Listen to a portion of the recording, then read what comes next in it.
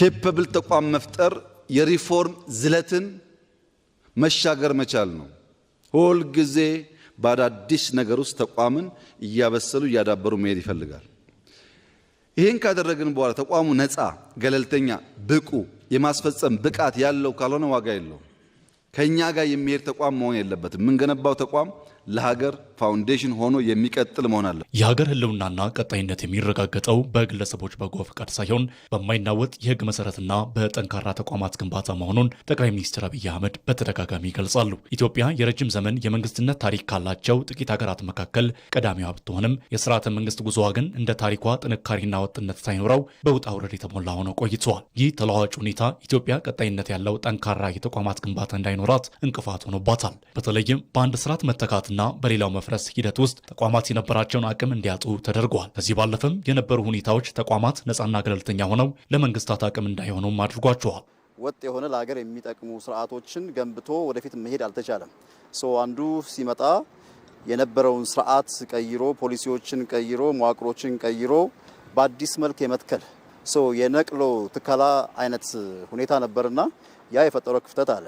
በሌላው የፍትህ ስርዓት አለመገንባት፣ ታማኝ የሆነ በህዝቦች ዘንዳ ሊታመን የሚችል የፍትህ ስርዓት መገንባት አልቻልንም። የፍትህ ስርዓቱ የወገነ የነበረበት ሁኔታ ነበርና ከዛ ባለፈ ሰላምና መረጋጋትን፣ መልካም አስተዳደርን፣ ሙስናን ከመዋጋት አንጻር በህዝቦች መካከል አመኔታ መፍጠርን ያልተቻለበት ሁኔታ ነበረ።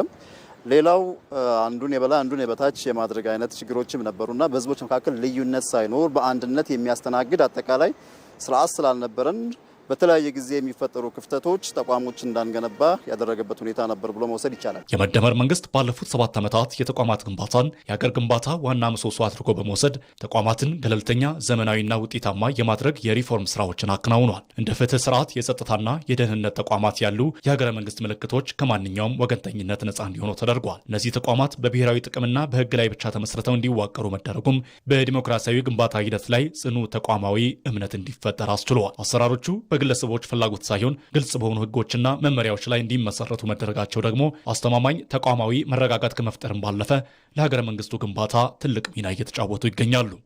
እንደ አገር ሁሉም ተቋሞች ስርዓት ያላቸው እኩል ተወዳዳሪ ሆነው ህዝብን የሚያገለግሉበት አግባብ ሲፈጠር ነው። ከዚህ አንጻር አሁን እየተሰራ ያለው ብዙ ስራዎች አሉ። ለምሳሌ ቴሌን ብንወስድ ጠንካራ ተቋም ሆኖ ፊት ለፊት የወጣ ነው።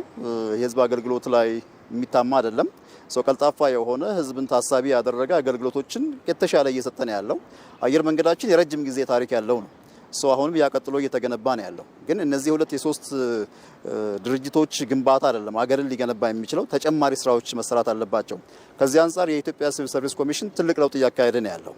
አንደኛው ጥራት ያለው ብቃት ያለው የህዝቦችን ብዝሃነትን ታሳቢ ያደረገ የአሰራር ስርዓት እንዲኖር ተገቢውን የፖሊሲ ማዕቀፍ አውጥቶ ወደ መሬት እያወረዱ ነው ያሉት። ያ ትልቅ ለውጥ ነው። በመደመር እሳቤ የአገልግሎት ሰጪ ተቋማትን በቴክኖሎጂ የማዘመንና አዳዲስ የልህቀት ማዕከላትን የመገንባት ስራዎችም ትኩረት ተሰጥቷቸዋል። ይህም ኢትዮጵያ በዓለም አቀፍ መድረክ ያላትን ተወዳዳሪነት ማሳደግም አስችሏታል። እነዚህ ሰፋፊ የተቋማት ግንባታ ስራዎች የመጨረሻ ግባቸው የህግ የበላይነት የነገሰባትና ጠንካራ ኢኮኖሚ የገነባች ኢትዮጵያን እውን ማድረግ የሚያስችላትን መንገድ ይዛለች።